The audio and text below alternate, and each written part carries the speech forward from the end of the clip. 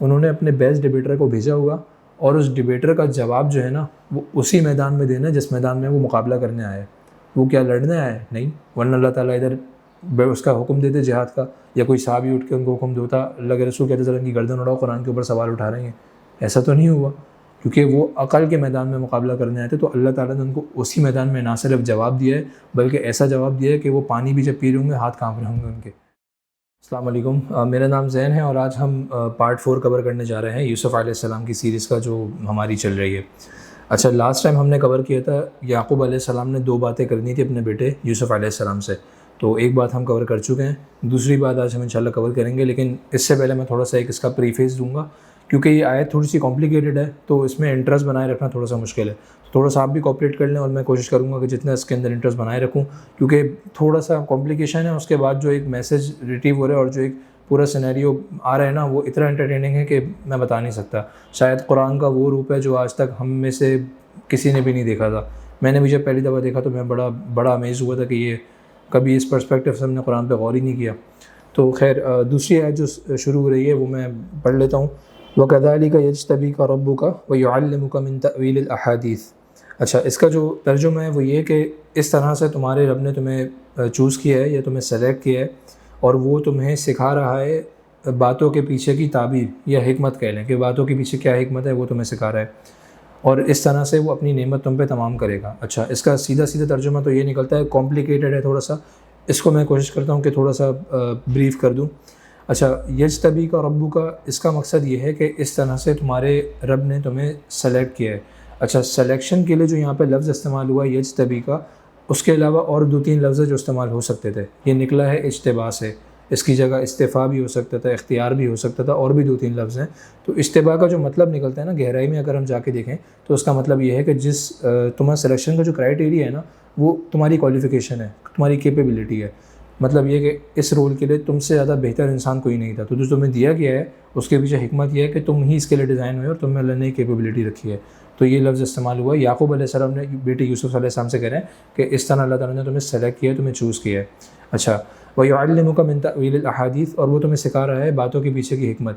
کچھ مفسرون کہتے ہیں کہ اس کا مقصد یہ ہے کہ ان کو خواب کی تعبیر سکھائی جا رہی ہے، لیکن کچھ مفسرون کہتے ہیں کہ اس کی گہرائی میں مزید وزڈم ہے، اور اس کا مقصد یہ بھی ہے کہ جو سچویشن ہے اس کے پیچھے کیا روٹ کاز ہے، کیا حکمت اس کے پیچھے چھپی ہوئی ہے، تو وہ بھی اللہ تعالیٰ سکھانا چاہ رہے ہیں. مقصد لے لیں کہ ان کے بھائی ہیں، ان کی نفرت ہے. اب ان کے بھائیوں کی جو نفرت ہے اس کے پیچھے کیا وجوہات ہیں، جیلیسی ہے یا پھر کوئی اور اٹینشن سیکنگ ہے، کیا مسئلہ ہے، وہ ہم آگے جا کے دیکھیں گے تو انشاءاللہ ہمیں اس کے اندر مل جائے گی چیز. لیکن بات یہ ہے کہ اللہ تعالیٰ ان کو یہ سکھانا چاہ رہا ہے. تو اس سے اس طرف بھی اشارہ ہے کہ یہ جو حکمت ہے نا باتوں کے پیچھے، جو سچویشن آپ کو فرنٹ پہ نظر آ رہی ہے اس کے پیچھے کیا روٹ کاز ہے، کیا حکمت ہے، کیا وجہ ہے اس کی، وہ بھی اللہ تعالیٰ یوسف علیہ السلام کو سکھا رہے تھے. پھر ذکر ہو رہا ہے کہ اللہ تعالیٰ اس طرح اپنی نعمت تم پہ تمام کریں گے. اب نعمت تمام کرنے کا کیا مراد ہے؟ کچھ مفسرون کہتے ہیں کہ اس کا مقصد یہ ہے کہ جو آگے نبوت کی بات ہو رہی ہے، نبوت کی طرف اشارہ ہے کہ اس طرح آپ کو نبوت ملے گی، یا اس طرح سے جس مقصد کے لیے آپ کو چوز کیا الٹیمیٹ جو آپ کی منزل ہے وہ اللہ تعالیٰ آپ کو دیں گے. تو اس میں ایشورٹی ایک طرح سے جو یعقوب علیہ السلام اس کو ویلیڈیٹ کر رہے ہیں جو انہوں نے خواب دیکھا تھا اس کے جواب کے اندر. اچھا جی، اس کے بعد ہے علیک وعلی آل یعقوب کما اتمھا علی ابویک من قبل ابراہیم و اسحاق. اچھا، اس کی طرف اشارہ کر رہے ہیں کہ یہ نعمت آپ پہ تمام ہوگی، اور آل یعقوب یعنی کہ یعقوب علیہ السلام کہہ رہے ہیں کہ آل یعقوب، جو آل یعقوب میری اولاد ہیں، اس پہ تمام ہوگی جس طرح سے آپ سے پہلے آپ کے پردادا ابراہیم علیہ السلام اور آپ کے دادا اسحاق علیہ السلام پر اللہ تعالیٰ نے پوری کی تھی. اچھا، اب سوال یہ پیدا ہوتا ہے کہ یہاں پہ اس کا ذکر کرنے کی کیا ضرورت تھی؟ انہوں نے جو خواب دیکھا ہے وہ کوئی معمولی سا خواب نہیں ہے. قرآن نے تو بہت چھوٹی سی بات یہاں پہ مینشن کری ہے، لیکن اس کے علاوہ اور بھی بہت سارا ڈسکشن ہوا ہوگا جس کی طرف قرآن اشارہ کر رہا ہے لیکن اس کا بیان نہیں کر رہا. اب آپ سوچنے والی بات ہے کہ انہوں نے دیکھا ہے کہ ستارے اور چاند اور سورج ہیں، تو اس خواب سے ایک انڈیکیشن یہ بھی ہے کہ کیونکہ یہ چیزیں بہت دور ہیں تو شاید وہ اپنی فیملی سے دور ہونے والے ہیں. اور جو ان کے بھائیوں کا پلاٹ ہے، جو ان کے بھائیوں نے پورا پلان کیا ان کے خلاف جو سازش کری ہے، وہ کوئی چھوٹی موٹی سازش نہیں ہے. آپ کے خلاف اگر کوئی بندہ آپ کو قتل کرنے کا پلان کر رہا ہو تو آپ کو کیا لگتا ہے کوئی نارمل بات ہے؟ تو یعقوب علیہ السلام نہ صرف ان کو اس سچویشن کے لیے پریپیئر کر رہے ہیں بلکہ ان کو ایشورٹی دے رہے ہیں. اس سے پہلے تمہارے پردادا ابراہیم علیہ السلام اور تمہارے دادا اسحاق علیہ السلام پر بھی اللہ تعالیٰ نے اپنی نعمتیں تمام کری ہیں، وہ بھی انبیاء تھے. تو ان کو ایک طرح سے جو ہے نا وہ لنک کر کے دکھا رہے ہیں ایگزامپلس کے تھرو کہ دیکھو یہ آلریڈی چینج چلتی ہوئی آ رہی ہے اور اللہ تعالیٰ کا یہی طریقہ ہے. اب یہاں پہ سوال پیدا ہوتا ہے کہ یار کیسے اللہ تعالیٰ نعمت تمام کریں گے؟ میرے بھائی مجھے قتل کا پلان کر رہے ہیں، میں کیسے بچوں گا، کس طرح میں سروائیو کروں گا، اور الٹیمیٹلی نہ صرف سروائیو کروں گا بلکہ میں الٹیمیٹ سکسیس تک بھی پہنچوں گا جو دنیا میں میری منزل اللہ تعالیٰ نے پلان کری ہوئی ہے۔ تو اس کے لیے کیا لفظ ہے کہ اللہ تعالیٰ کو علم ہے، کس طرح ہوگا، کیا ہوگا، اور وہ اللہ تعالیٰ کو علم ہے، وہ ہمیں نہیں ہے۔ پھر دوسرا لفظ ہے حکیم۔ دوسرا سوال یہ پیدا ہو سکتا ہے کہ بھائی اسی طرح کیوں؟ اور بھی تو بہت سارے طریقے ہو سکتے تھے، اللہ تعالیٰ ڈائریکٹ ان کو ہدایت دے دیتے بھائیوں کو، یہ جو بھی، اور بہت ساری اس میں وزڈم چھپی ہوئی ہے۔ تو اس کا دوسرا جواب ہے ان ربک علیم حکیم، کہ جو الٹیمیٹ اس کی نالج ہے، الٹیمیٹ حکمت ہے نا، وہ اللہ کے پاس ہے، اس میں آپ اور میں اپنی عقل نہیں لگا سکتے، وہ اللہ تعالیٰ کو ہی علم ہے کس طرح ہوگا اور کیوں ہوگا اس طرح سے، وہ اس کا مقصد بھی اللہ تعالیٰ کو پتہ ہے، اس کا جو اس کے اندر وزڈم چھپی ہوئی وہ اللہ کو پتہ ہے۔ ٹھیک ہے جی، یہ ہم نے بہت ناانصافی کے ساتھ ترجمہ کرنے کی کوشش کری ہے کیونکہ اس کے اندر بہت حکمت ہے اور بہت چیزیں ہیں، کمپلیکیٹڈ ہیں، تو میں اس کو بیان کر نہیں سکتا اس چھوٹے سا ٹائم میں۔ تو میں پھر انشاءاللہ اس کا جو اوور آل مقصد ہے، جو پورا اس کا فلو ہے، اس کی طرف جاؤں گا۔ اچھا، ایک چیز ہم یہاں دیکھ رہے ہیں کہ حضرت یوسف علیہ السلام اپنے والد کے پاس آئے ہیں، انہوں نے بہت عزت کے ساتھ اور بہت اس طرح سے جیسے وہ اپنے باپ کے بہت کلوز ہیں، اس ریلیشن میں ہوتے ہوئے انہوں نے ایک خواب بیان کیا ہے۔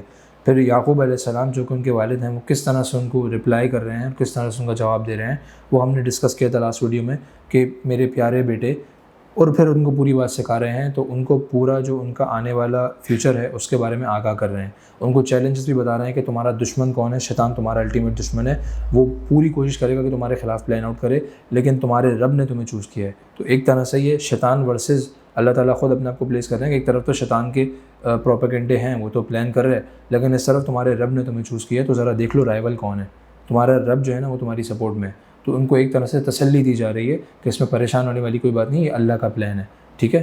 لیکن اس میں دیکھنے والی بات یہ ہے کہ ایک باپ اپنے چھوٹے سے بیٹے کو جو اس کے چیلنجز ہیں اس کے بارے میں بھی آگاہ کر رہا ہے اور اس کو پیار اور محبت سے تسلی بھی دے رہا ہے، تو یہاں پہ نیگیٹو اور پازیٹیو کا پراپر بیلنس لے کے چلا جا رہا ہے۔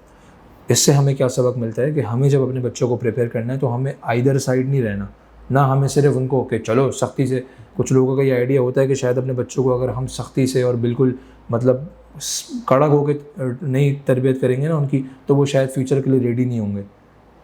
قرآن تو ہمیں کچھ اور سکھا رہا ہے، پتہ نہیں کون سے قرآن سے ہم نے یہ وزڈم نکال لی ہے، کہاں سے سیکھ لیا، ہمیں سمجھ سے باہر ہے۔ آپ کا بچہ ترس جاتا ہے پیار اور محبت سے، ان سے پوچھو کہ کیا کبھی تمہارے باپ نے تمہیں پیار کر کے سر پہ ہاتھ پھیر کے میرے پیارے شہزادے بیٹے، میرے پیارے بیٹے اس طرح کہا ہے؟ بچپن میں تو سبھی کرتے نا، اور بچپن میں تو اس کو تھوڑی بہت اٹینشن مل جاتی ہے، لیکن جب اصل زندگی میں اس کے چیلنجز سامنے ہوتے ہیں، اس وقت جو سب سے زیادہ اس کو اٹینشن اور پیار محبت کی ضرورت ہوتی ہے، اس ٹائم ہمارا کڑک تو نہیں ختم نہیں ہوتا۔ دوسری طرف دوسری ایکسٹریم ہے، اتنا پیار محبت دے دینا ہے، اتنا پیمپر کر دینا ہے کہ وہ ریئل ورلڈ کے لیے تیار ہی نہیں ہے، اس کو پتہ ہی نہیں اسے کیا چیلنجز، اس کا کیا رول ہے زندگی میں، اس نے کیا کس پاتھ سے چل کے جانا ہے۔ تو یہاں پہ قرآن سے کہا رہا ہے کہ آپ نے دونوں چیزوں کو بیلنس لے کے چلنا ہے، پیار محبت سے اس کو پریپیئر کرنا ہے فیوچر کے چیلنجز سے، اس کے فیوچر چیلنجز آپ نے خود سولو نہیں کرنے، ہر فیسلٹی اس کو پرووائڈ نہیں کرنی، اس کو خود ریڈی کرنا ہے، لیکن اس کا جو طریقہ کار ہے وہ پیار محبت اور احسان والا ہونا چاہیے، یہ ہمیں انڈیکیشن مل رہی ہے۔ اچھا، اب جو دوسری آیت ہے جو اصل انٹرٹیننگ پارٹ ہے نا، وہ اب شروع ہونے جا رہا ہے، لقد کان فی یوسف واخوتہ آیات للسائلین۔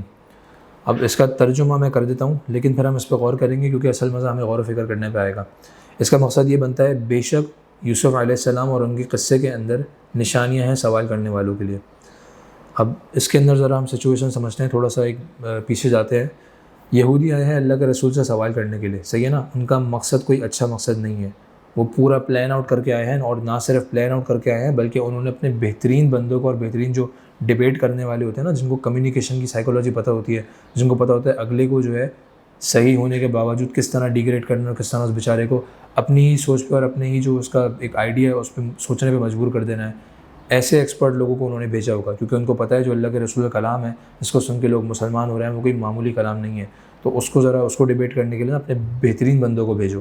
اب وہ بہترین بندے آئے ہیں اور رسول اللہ صلی اللہ علیہ وسلم سے سوال کر رہے ہیں، ان کا مقصد کیا ہے کہ جو صحابہ اکرام بیٹھے ہوئے نا، اب ہم ان سے سوال کریں گے اور ان کو کیونکہ پتہ ہوگا نہیں، کیونکہ کوئی ریسورس ہے نہیں ان کو پتہ کرنے کے لیے، تو صحابہ اکرام کے سامنے ایکسپوز ہو جائیں گے، اور ہم پھر آگے سے اپنا پروپیگنڈا کریں گے کہ بھائی یہ دیکھو اللہ کے نبی اپنے آپ کو اللہ کا نبی کہتے ہیں، ان کو تو پتہ ہی نہیں ہے کچھ۔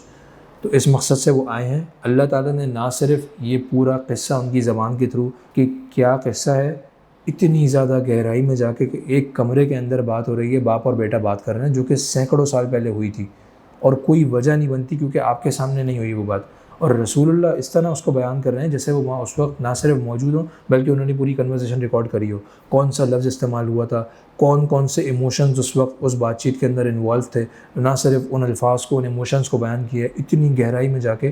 تو جو سوال کرنے والے ان کا کیا ریئیکشن ہوگا آپ سوچیں، کیونکہ اللہ تعالیٰ آپ کو ایک سین میں لے کے جا رہے ہیں نا، اس سین میں آپ کو گہرائی میں لے کے جا رہے ہیں کیونکہ وہ اس کا قرآن کا فلو وہ اس طرح سے ہے. تو اب آپ سوچیں یہ سوال کرنے والے بیٹھے ہوں گے اور یہ آیت ہوگی سوال کرنے والوں کے لیے نشانی ہے، وہ بیٹھے ہوئے سن رہے ہوں گے کیونکہ ان کے رونگٹے تو پہلے سے کھڑے ہونا شروع ہو گئے.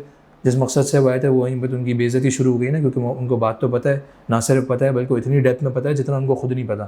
اب وہ بیٹھے ہوں گے جیسی سوال کرنے والی آیت ہے وہ سنتے سنتے نہیں ہوں گے. پیچھے والا بھی بیٹھا ہوگا تو ان کے ساتھ آیا ہوگا، وہ کہہ رہا ہوگا بات سنیں آپ کے پسینے چھوٹ رہے ہیں، ذرا پانی پی لیں کیونکہ سب کے سامنے آپ کے پسینے چھوٹ رہے ہیں. اللہ تعالیٰ نے جس طرح سے ان کو جواب دیا ہے نا، کیونکہ وہ نارمل لوگ نہیں تھے، انہوں نے اپنے بیسٹ ڈیبیٹر کو بھیجا ہوگا اور اس ڈیبیٹر کا جواب جو ہے نا وہ اسی میدان میں دینا جس میدان میں وہ مقابلہ کرنے آئے. وہ کیا لڑنے آئے؟ نہیں، ورنہ اللہ تعالیٰ ادھر اس کا حکم دیتے جہاد کا، یا کوئی صحابی اٹھ کے ان کو حکم دیتا، اللہ کے رسول کہتے ذرا ان کی گردن اڑاؤ قرآن کے اوپر سوال اٹھا رہے ہیں. ایسا تو نہیں ہوا، کیونکہ وہ عقل کے میدان میں مقابلہ کرنے آئے تھے. تو اللہ تعالیٰ نے ان کو اسی میدان میں نہ صرف جواب دیا ہے بلکہ ایسا جواب دیا ہے کہ وہ پانی بھی جب پی رہے ہوں گے ہاتھ کانپ رہے ہوں گے ان کے. کچھ بات ہوئی ہے اس کے بیچ میں اللہ تعالیٰ بالکل پوز کر کے کیمرہ اینگل ان کے اوپر لے کے جا رہے ہیں کہ اللہ کے رسول کہہ رہے ہیں کہ بھائی یوسف علیہ السلام اور ان کے بھائیوں کے قصے میں سوال کرنے والوں کے لیے جو ہے نا وہ نشانی ہے. ایک طرح یہ کہتے ہیں نا کہ آپ نے بات بھی کر دی بغیر اشارہ کرے، جس سے بات کرنی تھی، جس کی طرف اشارہ کرنا تھا وہ بھی ہو گیا اور اشارہ بھی نہیں ہوا، کیونکہ وہ بہت رسپیکٹڈ لوگ ہوں گے نا اس معاشرے کے، بہت ایک پہنچی ہوئی شخصیت ہوں گے. تو اللہ تعالیٰ نے ان کو اسی لیول پہ جواب دیا.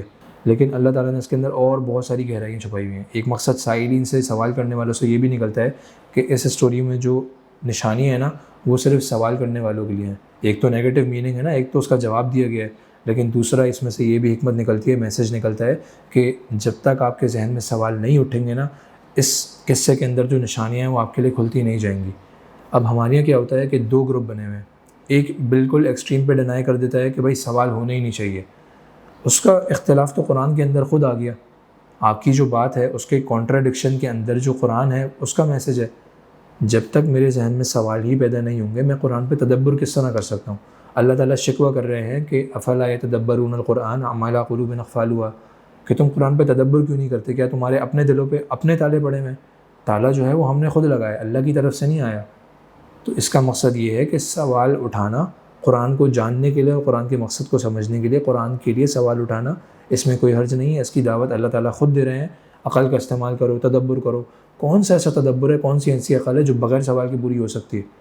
جب تک میرے ذہن میں سوال ہی نہیں اٹھیں گے کہ بھائی یہ کس سے بات ہو رہی ہے، کیوں ہو رہی ہے، اور یہاں پہ یہی چیز کیوں بیان کی گئی، دوسری چیز بھی تو ہو سکتی تھی، اس کو نہ بیان کرنے کا کیا مقصد ہے.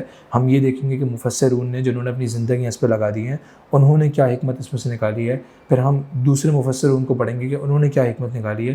پھر ہم کسی کنکلوژن پہ پہنچیں گے، اور وہ بھی کنکلوژن ہماری کمپلیٹ نہیں ہے، کیونکہ ہمارا جو کوشش ہے وہ انسانوں کی حد تک ہے. ہمارے پاس کوئی آسمان سے وحی نازل نہیں ہونا ہے کہ نہیں اس کا میسج یہی ہے. تو اس کے اندر ہمیشہ غلطی کی گنجائش ہوتی ہے، لیکن بات یہ ہے کہ ہم اپنی پوری کوشش کریں کہ اس میسج کو سمجھ سکیں، اور سوال اٹھیں گے تو ہی ہم اس کی طرف جائیں گے. اس کا ذکر ہمارے سامنے ہے. یہ بھی ایک طرح کی گمراہی ہے کہ آپ بالکل ہی ڈینائی کر دو کہ نہیں سوال اٹھنے ہی نہیں چاہیے، سوال ہونے ہی نہیں چاہیے. دوسرا ایکسٹریم کیا ہے، وہ کہتا ہے کہ بھائی سوال تو ہم اٹھائیں گے، ہر بات پہ اٹھائیں گے. اللہ کا کلام ہے، آپ کو یہ دیکھنا چاہیے کہ آپ سوال اٹھا رہے ہیں تو کس پہ اٹھا رہے ہیں. قرآن کے بارے میں سوال کرنے میں کوئی حرج نہیں ہے، قرآن پہ سوال کرنے کی کوئی گنجائش ہی نہیں ہے. قرآن کے اوپر سوال آپ کر ہی نہیں سکتے.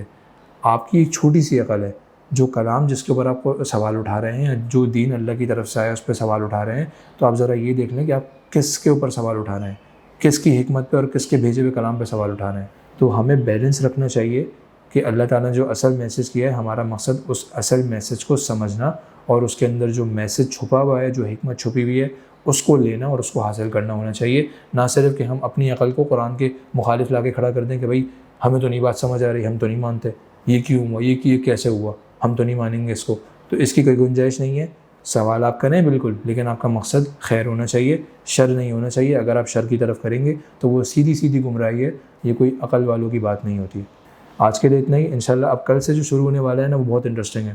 کل سے ہم تھوڑی سی کرمنل سائیکالوجی پڑھیں گے کہ ان کے بھائیوں نے جب ان کا تھاٹ پروسیس تھا، کیا تھاٹ پروسیس تھا، کس طرح ان کا پلان شروع ہوا. نہ صرف وہ پلان شروع ہوا بلکہ انہوں نے اس پلان کو اپنے اوپر اتنا حاوی کر لیا کہ ان کے لیے وہ ریئلٹی بن گئی، اور جب وہ ریئلٹی بن گئی تو پھر انہوں نے ایکشن لیا، اور اس ایکشن کے بعد انہوں نے اس کو جسٹیفائی کس طرح کیا۔ تو یہ پورا ایک کرائم پروسیس جو ہے نا وہ کل سے ہم انشاءاللہ شروع کریں گے، جو اللہ تعالیٰ نے ان چند آیات کے اندر بیان کیا ہے۔ اب کل سے انشاءاللہ ہماری قرآن سیریز شروع ہوگی۔ کچھ لوگ نیٹ فلکس سیریز دیکھتے ہیں، ہم انشاءاللہ قرآن سیریز کے اوپر تدبر کریں گے۔ آج کے لیے اتنا ہی، انشاءاللہ کل آپ سے ملاقات ہوتی ہے۔ اور ایک بات ضرور سمجھ لیں کہ میں ایک اسٹوڈنٹ ہوں، میں یہ چیزیں جو آپ کے سامنے بیان کر رہا ہوں یہ میں خود سیکھ رہا ہوں اور اس سیکھنے کے پروسیس سے گزر رہا ہوں۔ مجھے آپ بالکل کنفیوز نہ کریں کہ میں کوئی عالم ہوں یا مجھے کسی بھی حد تک علم ہے۔ جو چیز میں آپ کے سامنے بیان کر رہا ہوں میں نے کل ہی سیکھی ہے، تو اس کے اندر بہت ساری کمی کوتاہی ہو سکتی ہے، لیکن میں اپنی پوری کوشش کر رہا ہوں کہ صحیح چیز سیکھ کے اور صحیح چیز آپ کے سامنے رکھ سکوں، اور اپنے الفاظ کو بہت حد تک جو ہے میں وزن کر کے اور وہ الفاظ استعمال کر رہا ہوں جو مجھے کرنے چاہیے، جو قرآن کے ادب کے خلاف نہ ہو۔ اس کے اندر کمی کوتاہی بالکل ہو سکتی ہے، اس سے میں بالکل انکار نہیں کر رہا، کیونکہ میں انسان ہوں اور میں غلطی کا پتلا ہوں، مجھ سے غلطی ہوگی، لیکن میری کوشش اس کے اندر جو ہے وہ پوری ہے۔ البتہ مزید بہتری ہو سکتی ہے، اس کی میں کنٹینیوس کوشش کر رہا ہوں۔ تو انشاءاللہ امید ہے کہ آپ کو میری بات سمجھ آئی ہوگی اور اس سے کوئی نہ کوئی فائدہ آپ کو زندگی میں ہوا ہوگا۔ تو آج کے لیے اتنا ہی، انشاءاللہ کل آپ سے ملاقات ہوتی ہے۔ السلام علیکم ورحمۃ اللہ وبرکاتہ۔